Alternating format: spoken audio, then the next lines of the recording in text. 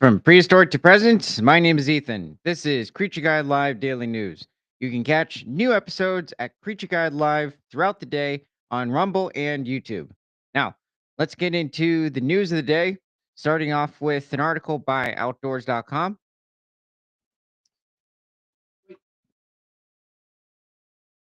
I need a few seconds.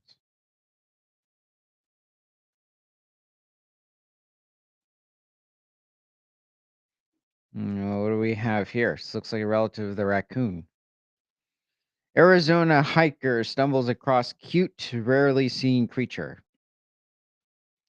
Despite being the state mammal of Arizona, it's not exactly easy to see a ringtail cat, Rosaricus astudis, there. Really? Your state mammal's the ringtail cat? I mean, that's okay. I just found that surprising. So, the ringtail cat, this is not a member of the Felidae family. This is actually a member of the Prochionidae family of mammals. This is the family in which animals, not just the ringtail cat, but animals like different species of coati, the raccoon, the common raccoon, the crab-eating raccoon, and the what's that venomous animal? The kinkajou belong to. So no, this is a very distant relative of cats. Is slightly more closely related to bears and red pandas.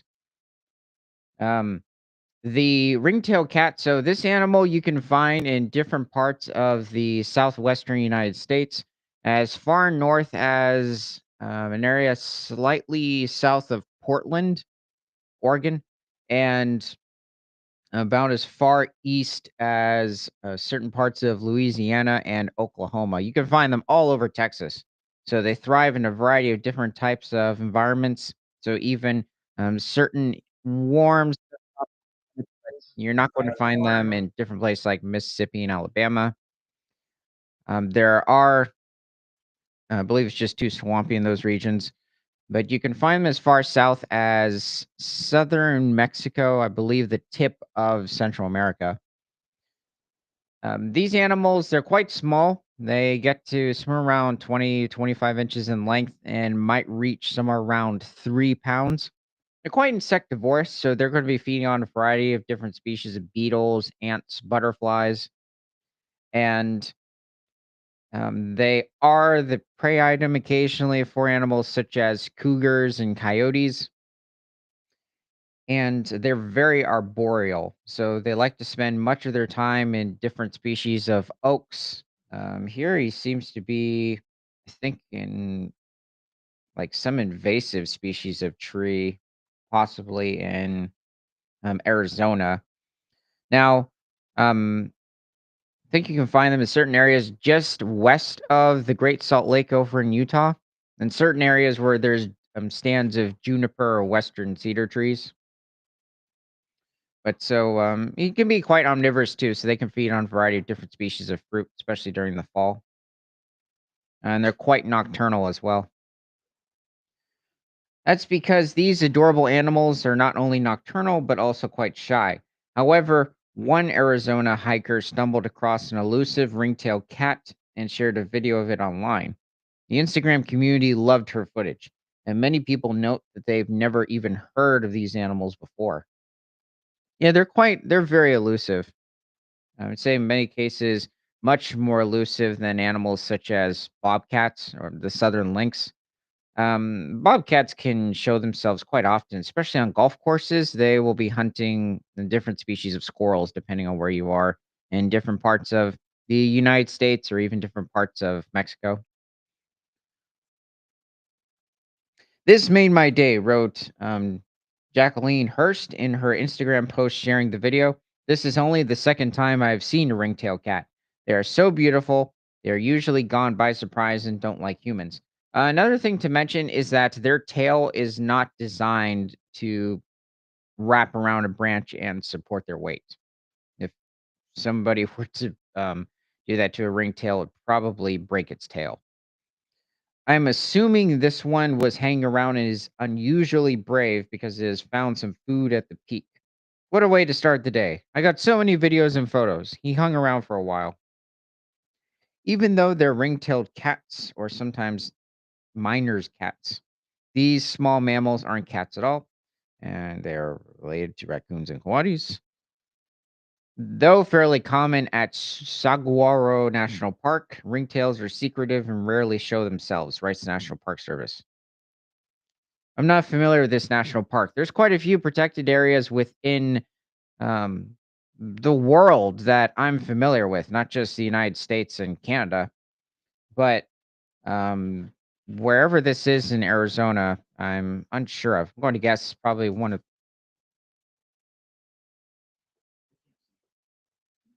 going to guess this is in one of the more arid regions. They live in rocky canyons and den in caves, rocky crevices, hollow trees, and sometimes buildings. Well, this is within this specific area of Arizona. They are great leapers and climbers and use their long banded tails for balance. They also have semi retractable claws and can climb headfirst down cliffs and trees. It's almost like a gray fox to an extent. Different, though. Um, can't, why isn't it scrolling? Oh, there we go. Is that it? See the cute ringtail cat that hung out with an Arizona hiker here. Hey! Yeah, they love these guys. I mean, they can be quite docile. Another one? Oh, cool. Wow, he did just hang around. He almost seems like the capybara of the Funniidae family. Now, I mean, not that raccoons and, even coatis can be quite docile, but, you gotta be a bit careful with those 2 animals compared to this little guy.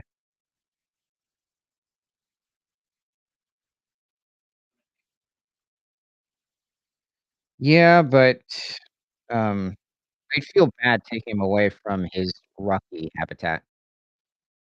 Really does seem like a very happy ringtail. Is that it? Okay.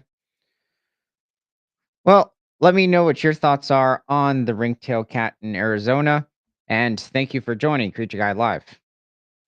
Now let's dive into the next article by Sign News. Paleontologists unveil Europe's most complete skull of stegosaur. I think I'm supposed to say of a stegosaur. Oh wait, skull of steg. No, it's okay. Whew. Paleontologists have recovered the dinosaur skull material from beds of the Upper Jurassic Villar del Arzo Pispo Formation in Trial, Spain, and confidently assigned it to a stegosaurian species called Dacenturus armatus. This looks good. So this is part of the skull. Wonder what part of it I'm looking at. Skull of Dacenturus armatus from the formation. The name Stegosauria was first proposed in 1877, and the first Stegosaur Dacenturus armatus was described 2 years earlier. Stegosauria is a small clade of thyr- thyreophorian dinosaurs that include some iconic recognizable members, such as the genus Stegosaurus. They're quadrupedal herbivores, mainly characterized by two rows of osteoderms, so the plates, and some had more spine-like structures on their back, especially different species like Toyangosaurus or Cantrosaurus that extend from the neck to the tail end. Also, Miragaia is more famous for having more spike-like osteoderms protruding from its back. The stegosaurs are known from at least the Middle Jurassic to possibly the late Cretaceous and sediments from almost worldwide, but mostly represented by single partial skeletons. The stegosaurin skull material is remarkably fragmentary and scarce in the fossil record. Yeah, it's not very common to come upon as part of a stegosaur skull, so this is really good to hear, especially over in Spain. There are quite a few different Jurassic dinosaurs that have been found in Spain, especially other species of Allosaurus have been discovered there as well. So I'm glad to hear this. Nearly half of the current scientifically recognized species of stegosaurs do not preserve skull material. Yeah, there's over 80 different species of stegosaur that have been identified. In a new study, Fundación Dinopolis paleontologists Sergio Sanchez Fenolosa and Alberto Cobos examined the skull of Decenturus armatus, a species of stegosaurian dinosaur that lived around 150 million years ago in Europe. So this is a late Jurassic stegosaur. But it's this is one of the less talked about stegosaurs from Spain. So this is not a new species that's been discovered. The detailed study of this exceptional fossil allowed us to reveal previously unknown aspects of the anatomy of Decenturus armatus, the quintessential European stegosaur, Dr. Sanchez Fenolosa said. Dinosaurian skulls are rarely preserved due to the extreme fragility of their bones. This discovery is key to understanding how stegosaurian skulls evolved. Furthermore, alongside the anatomical study, we also proposed a new hypothesis that redefines the evolutionary relationships of stegosaurs worldwide. As a result of this work, we have formalized the definition of a new group called Neostegosauria. This happens often where certain families of dinosaurs have been put out there and a large variety of different genre of a certain dinosaur kind, let's say take the Stegosaurus for example, and are placed into a certain family, you can have it where a few years later, a new family will pop up. It can be an older one that's put back or a new one that's named. You can also have it where not necessarily that this specific family will just be thrown away, but it will be sent to identify another group of those stegosaurs. Um, so a lot of changes do occur with different families. It can even happen with not just dinosaurs and different prehistoric reptiles, fish, but even current animals of today. In many instances where you can have it with different species of cats. All of a sudden, it turns out they belong to a different subfamily of Feliformis. Let's see. According to the researchers, Neostegosauria includes medium to large sized stegosaurian species that lived in what is now Africa and Europe during the middle and late Jurassic, in North America during the late Jurassic, and in Asia during the late Jurassic and early Cretaceous. So Asia was their last stronghold for the stegosaur lineage. They became less common as the Cretaceous went on. This dual achievement, both the study of an exceptional fossil and the proposal of a new evolutionary hypothesis, positions this research as a global reference in stegosaurian studies, Dr. Kobo said. It is a big question as to why in Africa and Europe and then North America, the stegosaurs, because they were quite successful, at least during that period of time. And all of a sudden, 145 million years ago, they just disappeared. And Asia, they hung on. So it's quite odd. Coexisting with the different Cretaceous iguanodontids and ceratopsians that would later pop up, the ankylosaurs, and everywhere else, they just disappeared. This dual achievement. Oh, did I say that? This fossil from Ryodeva continues to be a subject of research and still holds numerous relevant fossils, including more postcranial elements from the same adult specimen and, notably, juvenile individuals. Ooh, that's really good. Particularly rare combination in this type of dinosaurs. Yeah, that is really rare to find juvenile stegosaurs with the adults. These discoveries continue to exceptionally increase the paleontological heritage of the province of Teruel, making it one of the iconic regions for understanding the evolution of life on Earth. Yeah, Spanish dinosaurs, Jurassic dinosaurs are quite unique. Well, let me know what your thoughts are on the Centaurus, the older stegosaur in general, in the comments. And thank you for joining Creature Guy Live. Now let's dive into the next article by Wisconsin Public Radio. Discovery of cougar cubs in Upper Peninsula, no, Upper Michigan. I well, okay, no, technically I'm right. I just didn't say Michigan. Could be turning point for recolonization. First documented cougar cubs in the region in more than a century were found just miles from Wisconsin border. Ooh, goody good. I'm excited about this because cougars are extremely rare over in Michigan. Even different parts of Wisconsin, Minnesota, no, the Midwest in general, they are quite rare. Well, look at this guy. This guy is, he looks good. A landowner in Michigan's Upper Peninsula photographed cougar cubs on private property in March. I'm guessing of this year. So it's a healthy puma. Oh yeah, this is probably the cougar's property as well. The discovery this month of two cougar cubs in the wild of Michigan's Upper Peninsula could be a sign the species population is expanding across the Great Lakes states. Good. Biologists with the Michigan Department of Natural Resources verified that a landowner in Ontonagon County, Michigan, had photographed two cougar cubs believed to be about 8 weeks old. Days later, biologists verified photographs of an adult cougar in the area, likely the mother. It was the first time in more than 100 years that cougar kittens, the terms cubs and kittens are used interchangeably for cougars, had been verified in Michigan. And it happened in a county just 20 miles from Wisconsin's border.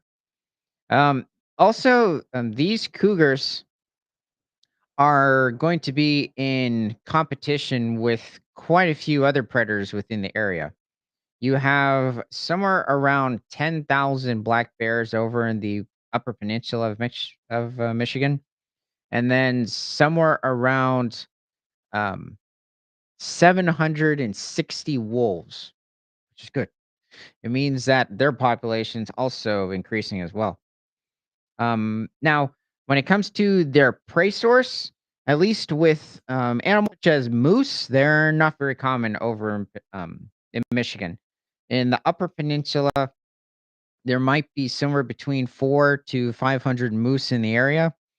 And um, when it comes to elk, elk are still extinct in the Upper Peninsula. You used to have the eastern subspecies of elk, but at least at this moment, they still haven't returned to the region. Let's see. Scientists say there's not yet enough data to know for sure whether the animals are living and reproducing here, but a Wisconsin Department of Natural Resources biologist said he expects to see more sightings as the cougar population continues to expand east from the Dakotas. Yeah, many of them are coming from different regions of the Dakota, especially many expanding from the Black Hills of South Dakota, but some occupy certain non-forested ranges within North and South Dakota, and then they're making their way into Wisconsin and Illinois, and eventually getting into Michigan. So, yeah, where this is taking place, it's between Lake Michigan, Superior, and Lake Huron. This could potentially be the turning point of the next 100 years of cougars slowly recolonizing and establishing a population once again in this region, said Randy Johnson, a large carnivore specialist with the DNR. Hey, there he is. Cougar cub looks out from beside the wheel of a truck in Ontonagon County, Michigan. So did they rescue him? I'm wondering. Michigan biologists have not seen the kitten since they were photographed in early March. They warn even the photos are not verification that cougars are breeding in the wild here. For example, biologists could not verify that the adult photographed in Michigan was a female. Yeah, you could have it where she might have traveled a long distance and then finally had the cubs. So who knows? But reports of sightings of the cats have been on the rise in both Wisconsin and Michigan, suggesting transient cougars are seeking territory in the region. In 2023, A bow hunter in Wisconsin's Buffalo County killed an adult cougar during a deer hunt. Johnson said the Wisconsin DNR receives reports each year of sightings of cougar kittens, but has not been able to verify one. In some cases, people may be mistaking the much smaller and more common bobcat for a cougar. Yeah, it's annoying, but that does occur where people, will mistake lynx for cougars. Still, Johnson said the cougar's natural habitat extends from Alaska down to the tip of South America. They're not very common in southern Alaska, but they do occur in the region. But yes, they do thrive throughout most of South America. Well, North America, they tend to be restricted when it comes to Canada in the western part of the country. You tend to see more of the population in different parts of Alberta, British Columbia, and even parts of the Yukon, occasionally venturing to Manitoba. But wait, Manitoba, not Manitoba, Saskatchewan. And then for the most part, they virtually cover the western United States. I'd say by now they're pretty much in most counties of central United States. So from the Dakotas down to Texas, and more of them are appearing in different eastern states. Um, Still, Johnson said the cougar's natural habitat. Oh, I already said that before. They were nearly hunted to extinction in the late 19th and early 20th centuries. They lived across the continent. It is only in the last 30 years or so that populations have returned to the Great Plains region. And as the solitary animals seek their own territory, they often cover vast distances. Johnson said the habitat here is well suited to the cougar, with plenty of hunting ground and ample prey. The upper peninsula of Michigan, there's a variety of different forests that it's there's no development, and there's certain even like sustainable logging within the region, and it's most of it is pretty good habitat for all these different predators, including their prey species. When they get here, they're finding everything they need except mates, he said. It's more of a matter of time having enough of these transients get over here. Eventually, a female will make it, and eventually, that slow process of recolonization will occur. Um, are these the cubs? Are they just on the road? That's funny. Two cougar cubs are seen through a truck's windshield in photos submitted to the Michigan Department of Natural Resources. That's funny. Though powerful predators, cougar attacks on people are exceedingly rare. Yeah, they do occur.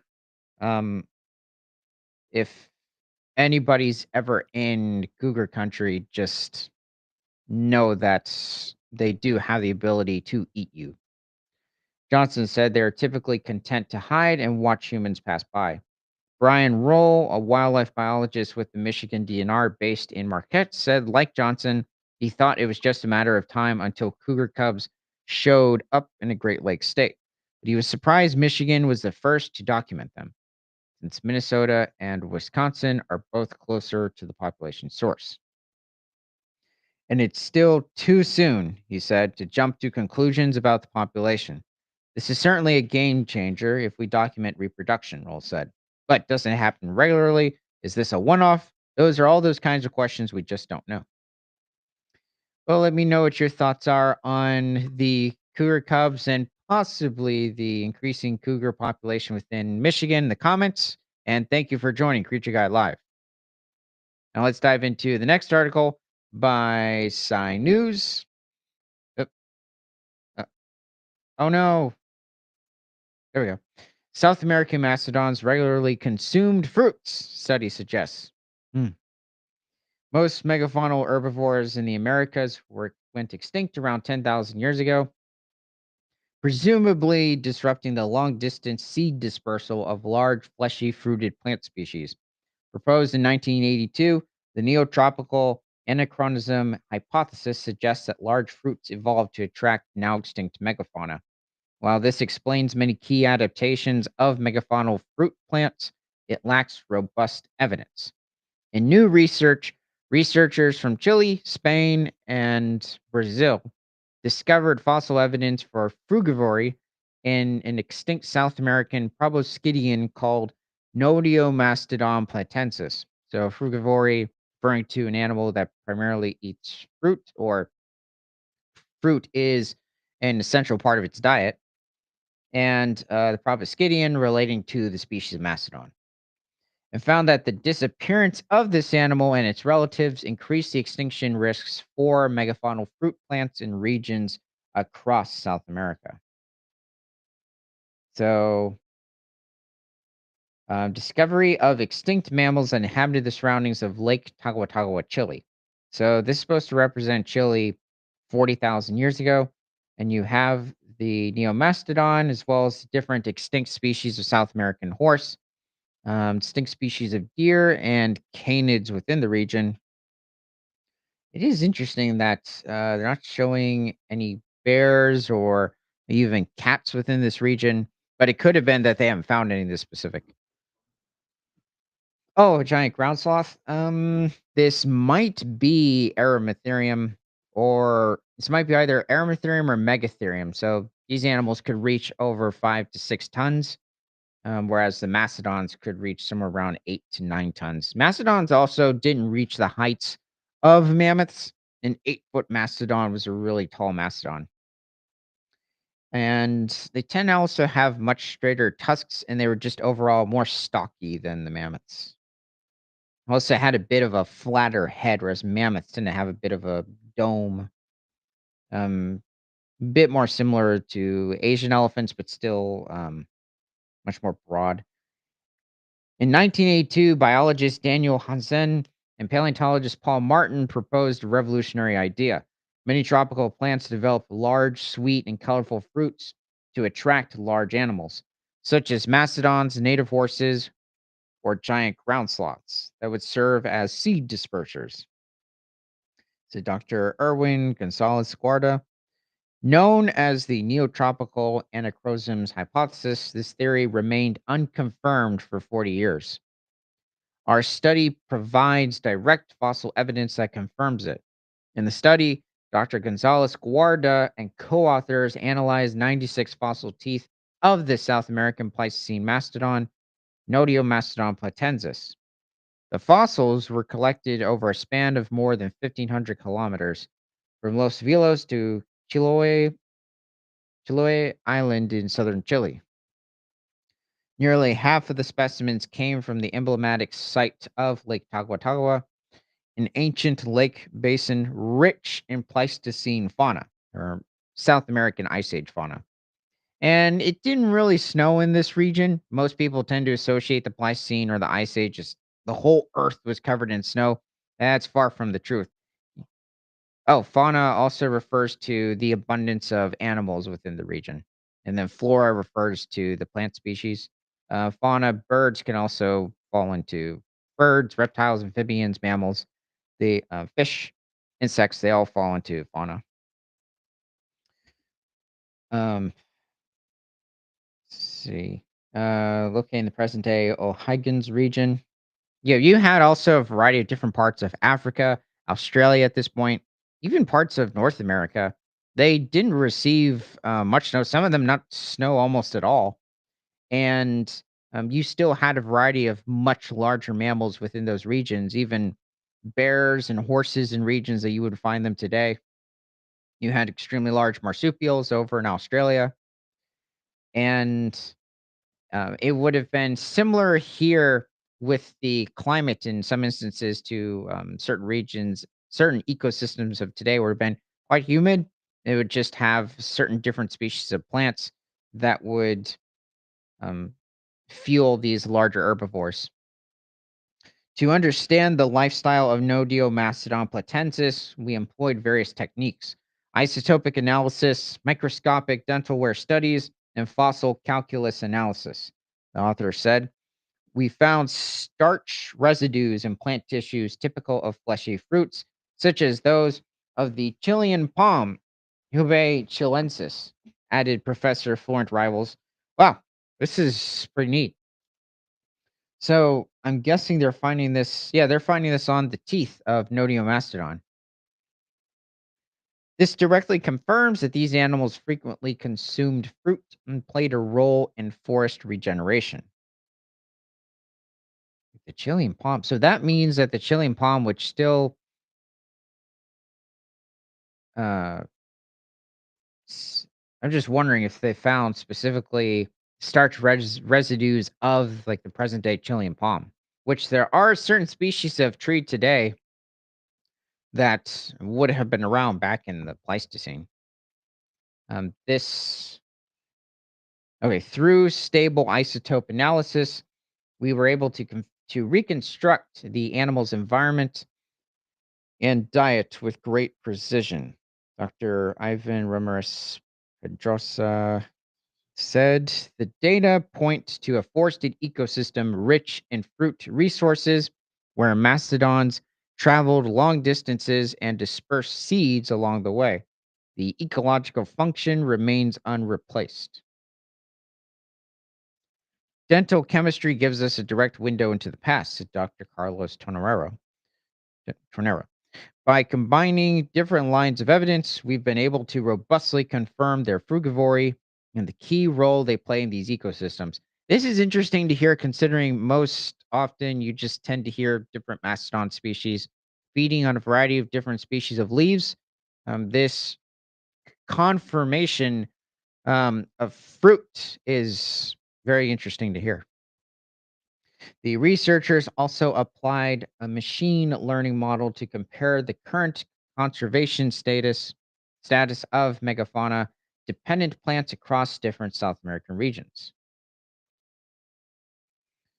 Um, their results are alarming. In central Chile, 40% of these species are now threatened, a rate 4 times higher than in tropical regions where animals such as tapirs or monkeys still act as alternative seed dispersals.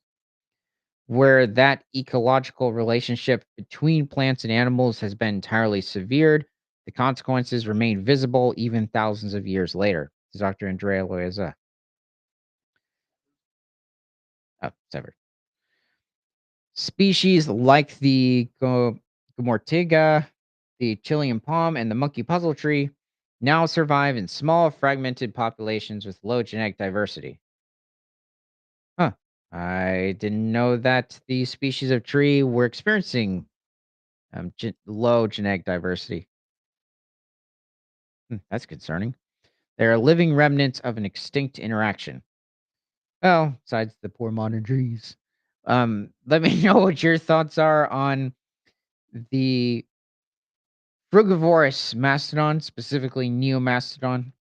We don't know whether or not of different species of mastodon that would have occurred in different parts of North America because this is only referring to this specific species from South America. Um, well, thank you for joining Creature Guide Live. Now let's move on to the next article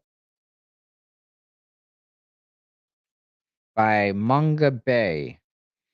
Clouded leopard sighting raises questions about conservation and research in Bangladesh. Oh, he looks healthy. In Bangladesh, where there is no official record of the species, wildlife researchers studying other wildlife recently spotted clouded leopards in their camera trap footage, raising hope for their habitat conservation. Well, clouded leopards are known to exist in Bangladesh, but yes, they are rarely seen um, in the country. So I'm guessing this might be just one of the confirmed photos of clouded leopards within Bangladesh.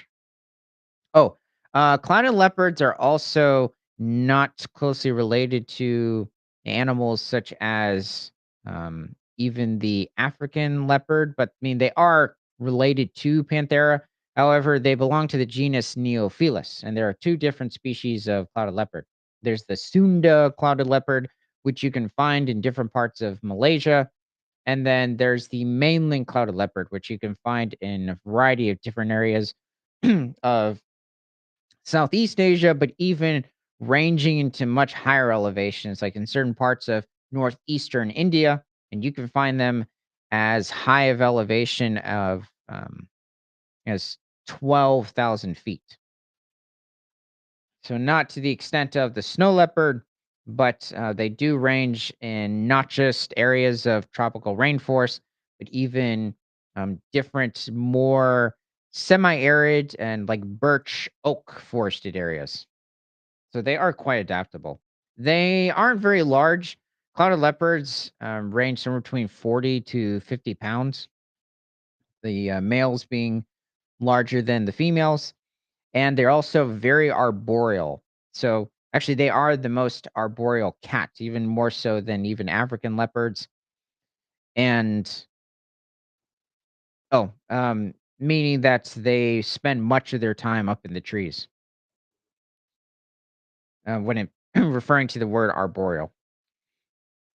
And they primarily feed on a variety of different species of monkeys, and occasionally they'll go after different species of smaller antelope.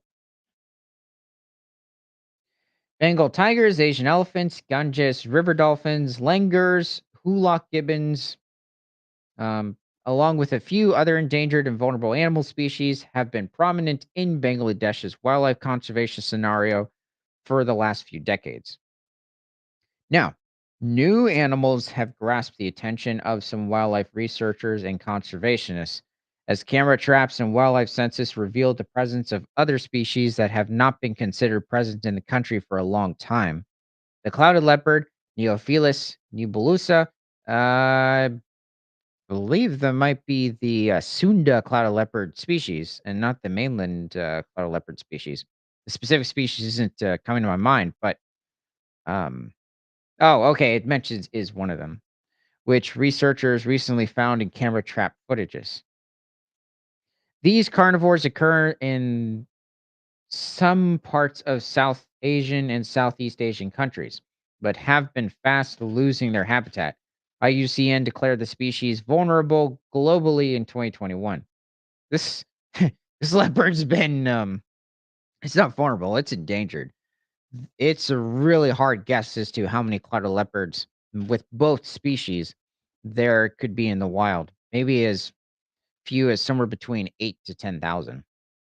That tends to be a common estimate with many East Asian species of cat.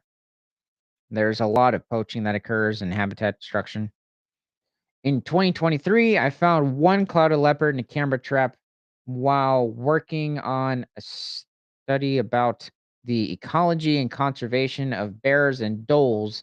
It's probably referring to Asiatic black bears that occur in Bangladesh. I'm not sure if there have been sun bear sightings in Bangladesh. But dholes referring to like that orange coated canid that occurs in the area. They're basically the African painted dogs of India and Bangladesh. Um, said Muntasir Akash, a faculty member at the University of Dhaka Zoology Department.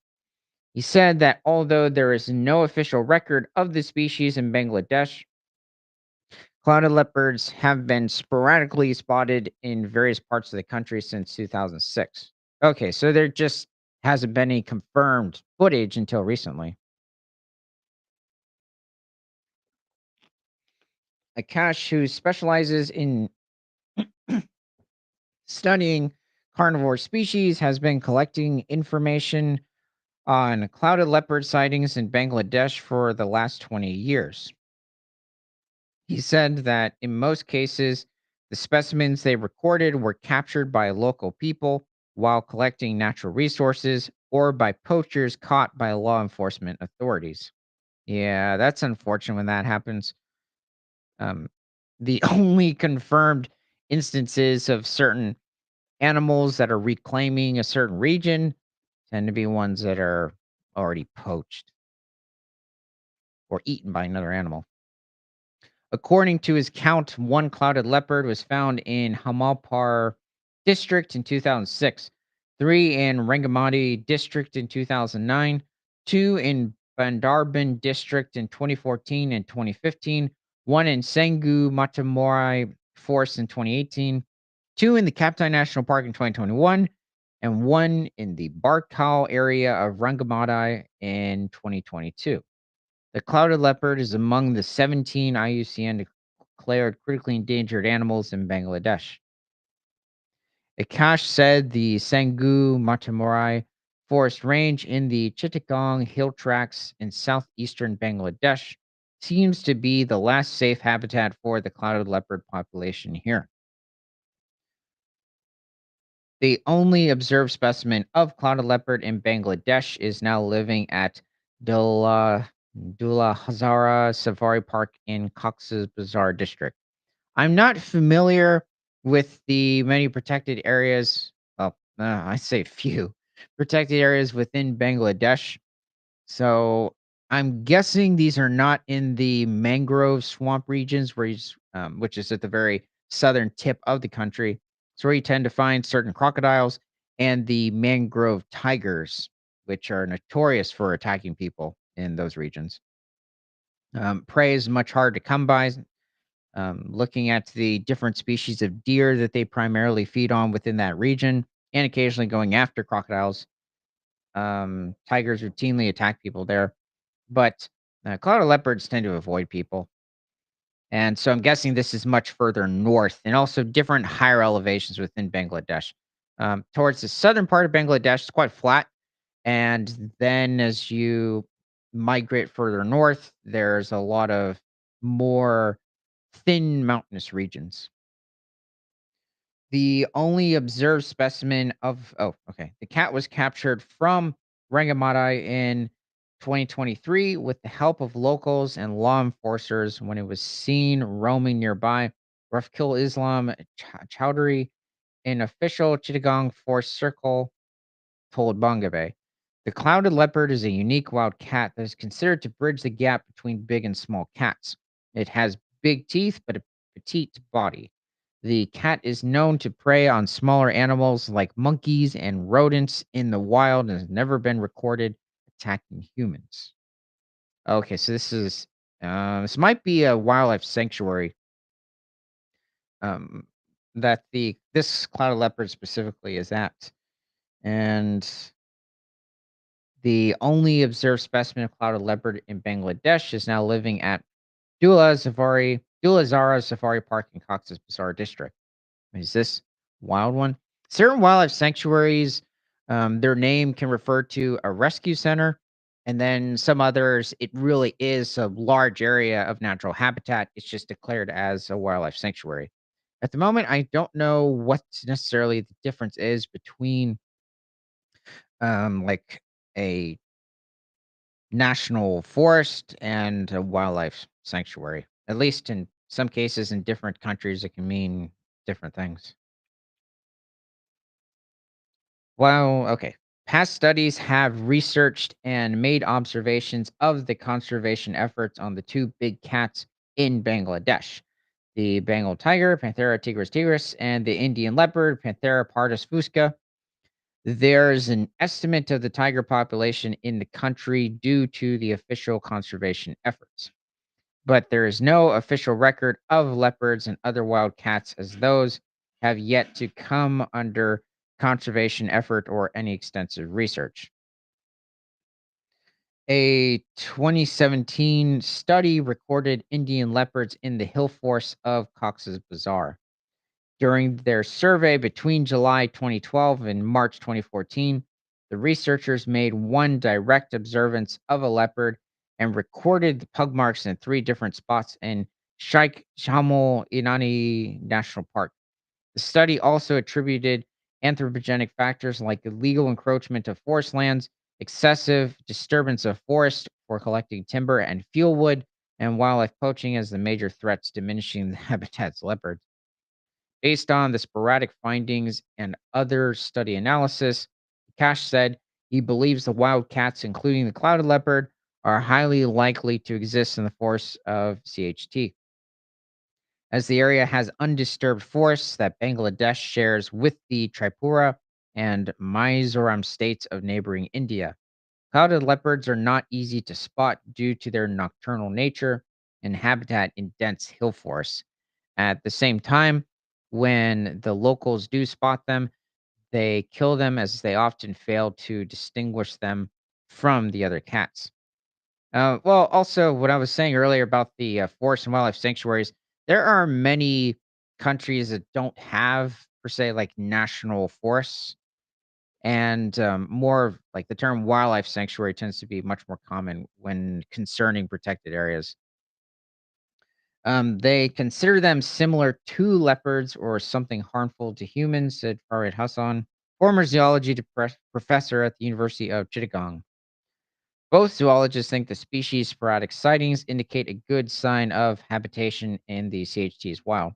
Yeah, it is good that we're seeing more occurrences of clouded leopards showing up in different parts of Bangladesh.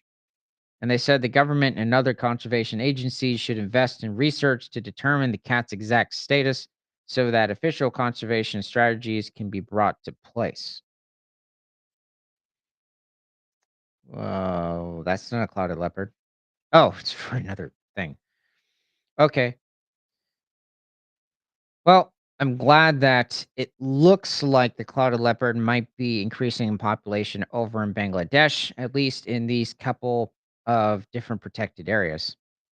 Um, so let me know what your thoughts are on this clouded leopard in Bangladesh in the comments. And thank you for joining Creature Guy Live.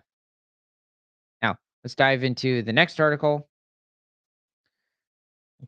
by Sign News. New pterosaur species unearthed in Germany. Paleontologists have described a new genus and a species of Gnathosaurine pterosaur named Spathagn, Spag, Spathag, Spathagnathus ropari from a fossilized specimen found in the Solnhofen limestones of southern Germany. Yes, so technically, okay, so this is another member of those, not necessarily baleen toothed pterosaurs, because certain pterosaurs almost had like a whale like jaw structure when looking at their teeth. This is something a bit more like an ornithocheirid when looking at their jaw structure. Still quite distinct, especially from animals like Tropignathus.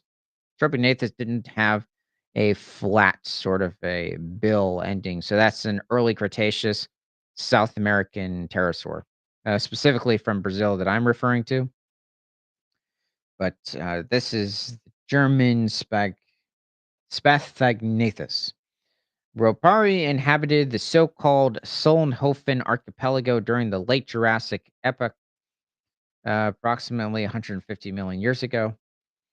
The Solnhofen limestones of southern Germany are widely recognized as one of the most productive fossil conservat liger oh conservat Satin known to date, said Dr. Alexandra Fernandez, a paleontologist at the Bjerske Satshamlagen for Paleontology and Geology, the Ludwig Maximilians University and the American Museum of Natural History, and her colleagues. Oh, it's including a variety of different um, organizations. The localities and beds found in the area between Solnhofen and Regensburg have been continually explored for some 200 plus years throughout the present day, yielding exceptional material at a prolific rate and thereby giving a uniquely comprehensive insight into a subtropical, shallow marine paleoenvironment of the late Jurassic. So this is good to hear. We're finding more of these, I guess you could say spoon bill pterosaurs um, during this part of the Mesozoic over in Germany. The high paleobiodiversity of the faunal assemblage in the overarching Solhafen region is attributed to its original uh, depositional settings in depressions with a shallow marine reef environment at the northern shore of the Tethys Ocean. So that this setting has been dubbed the fossil assemblage of the Solnhofen archipelago in the recent literature. A fragment of Spathagnathus roparis rostrum with tooth row was found during systematic excavations in the Brunn quarry in the German city of Regensburg. The locality of Brunn represents the oldest locality of the Sonhofen complex, with only one pterosaur having been described from this locality to date, the paleontologist said.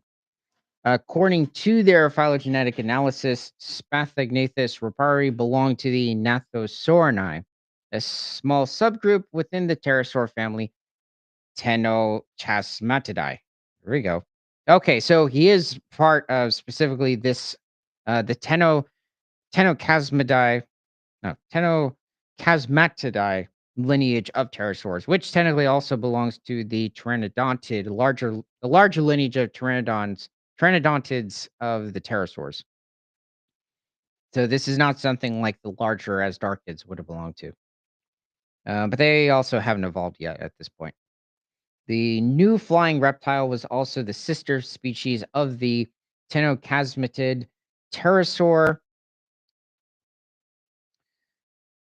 Taqua Taquadactylus lucae from Uruguay. The Sonhofen limestones are abundant in late Jurassic fossil vertebrates, with pterosaurs being no exception, the researchers said.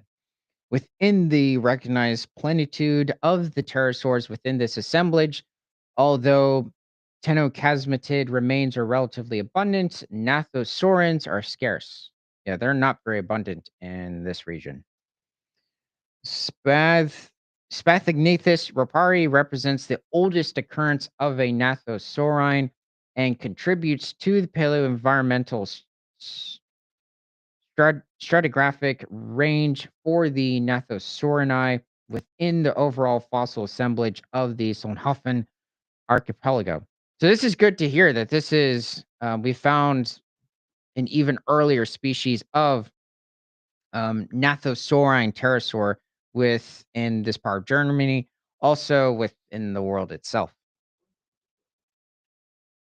Um, well, specifically, Spagnathus ripari. Now, this species represents the oldest representative of the Gnathosaurine subfamily of pterosaurs, or even of the pteranodontids. So this animal was related to the later Cretaceous pteranodon, which many tend to confuse with pterodactyl, which existed slightly, well, I'd say 15 million years earlier before Spachynathus would evolve. And pterodactyl also did not have a crest on the top of its head. That specific animal is Pteranodon from the late Cretaceous that people tend to associate with.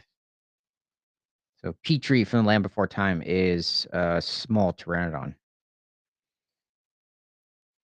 Furthermore, the new species adds to the known diversity of Tenochasmatids in the late Jurassic and underlines the importance of this early radiation of pterodactyloid pterosaurs during this time, the scientists concluded. Okay, well, this is good to hear with the Gnathosaurans. They're also not often talked about. But let me know what your thoughts are on Spachynathus ripari in the comments, and thank you for joining Creature Guy Live. Now let's move on to the final article by Manga Bay. First elephant sighting in 6 years sparks hope for species return to a Senegal park. Yeah, they are not very common in Senegal. I mean, they are rare. I mean, there could be maybe a handful of individuals in this part of Western Sub-Saharan Africa. So with Senegal being on the very western most part of Sub-Saharan Western Africa. You also have the little country of, I believe, the Guinea, situated within Senegal. I mean, technically, it's not, but it's just a sliver of land or country, and then Senegal is just surrounded on all sides.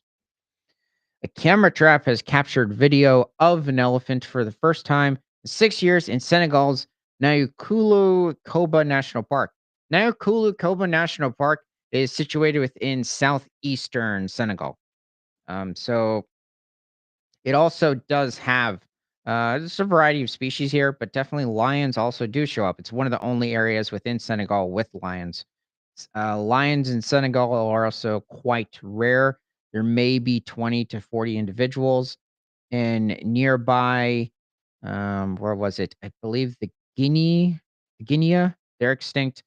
Guinea, I think itself, or Gisia. Both are extinct. Um, and I think the nearest population of like a plentiful lion population is over in Burkina Faso. There could be somewhere around 350 to 400 lions within that country.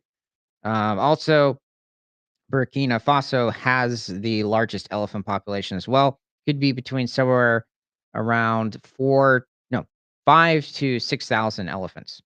But everywhere else, I believe it was, is it Sierra Leone or it might be that country. They're extinct in that region. Most other countries in the surrounding areas, it could have been what Liberia. There might be somewhere between 60 to 138 elephants, and oh, what's that other country? Usually, the average population of elephants within the Western Sub-Saharan countries of Africa ranges between 4 to 500 in most cases, like even certain countries like Ghana, though I believe lions might be extinct within Ghana. Many countries, sub Saharan Africa, lions are in very low numbers, like less than 100, or they're extinct. I'd say half of those countries. Um, Osmane, a hybrid of African forest and savanna elephants. Oh yeah, great. You're a mixed breed. I was hoping you were like a bush elephant. You made it to the region. Is the first confirmed sighting since 2019, sparking discussions about reintroducing a small herd to establish a breeding population. For the first time in 6 years, an elephant was seen in Senegal's Nyakulu Koba National Park. Grainy black and white footage shows Osmane, a bull 35 to 40 years old. Oh, yeah, great. Now you're even older too. Oh, okay. This is specifically a bush elephant, and that's probably not even him. Named after a park ranger. That's nice. In the forest at night, stopping to look at the camera trap that recorded his presence. Osmane hadn't been seen since 2019. At the time, just 5 to 10 elephants remained out of the hundreds that once roamed there. Oh, that was 2019. I remember I've seen like the estimates for Senegal with the elephants, since there were like 5 to 10 individuals. And now that was 2019. So it's a big question now. With no recorded sightings for years, conservationists questioned whether any were left there. This video reignited hope that elephants are in the park, said Philip Henschel, a regional director for West Africa and Central Africa for the conservation nonprofit Panthera, which installed the cameras in Nyakolo Koba National Park in partnership with Senegal's National Parks Directorate. He might not be the last elephant currently alive in this ecosystem. Henschel added that Osmane is a hybrid, his ancestry a mix of critically endangered African forest elephant and savanna elephant. Wow, he really is mixed. Look at that. He's got a much thicker sort of or just overall robust build than a forest elephant, even if you look at the shape of his tusks, but you can also see where oh, there's a video. You can also see how, yeah, he definitely has forest elephant traits because he just doesn't have that overall just immense build of a bush elephant, but also the structure of his tusks there are not very thick as well. Hmm. Oh, I'd say for a mix. I mean, he looks pretty good. He looks healthy too.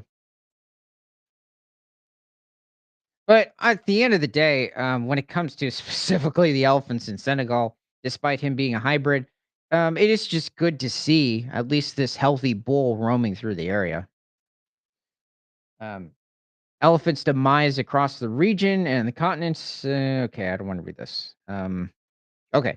But conservation and monitoring programs launched in 2011 by Senegal's National Parks Directorate and Panthera have transformed Nyakola Koba's 9,000 square kilometer, 3,500 square mile area into a haven for many species. The savannas and dense forests of the park provide critical habitat in one of Africa's most densely populated regions. This vast, diverse landscape shelters one of the last two West African lion populations and is among the last strongholds for critically endangered Western chimpanzees and Western giant eland. It's home to the region's largest remaining leopard population and endangered African wild dogs.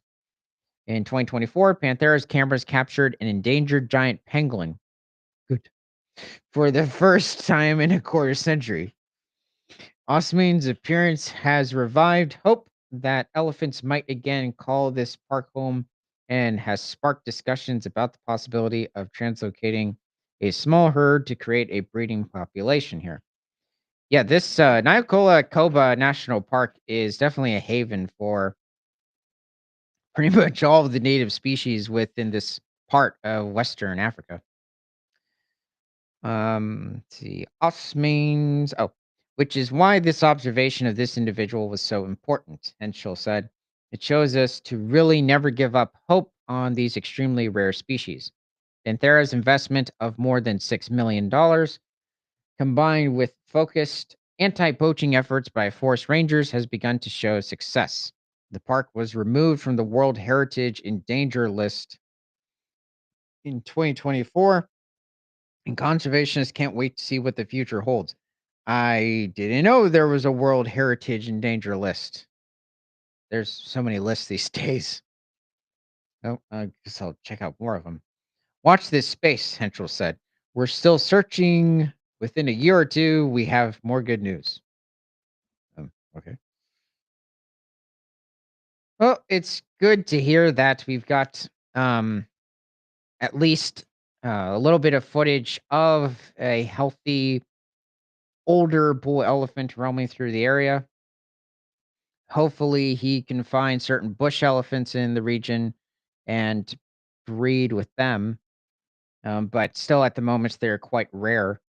And hopefully, also with the different species of um, prey and other carnivores in the region, they continue to increase as well, considering poaching has also dived down this region due to the increased anti poaching effort. Well, that's it for the animal news of the day. You can catch new videos throughout the day at Creature Guide Live on Rumble and YouTube. Remember to like, comment, and if you love talking about animals, share this show with everyone you know because nothing is better than all animals all the time.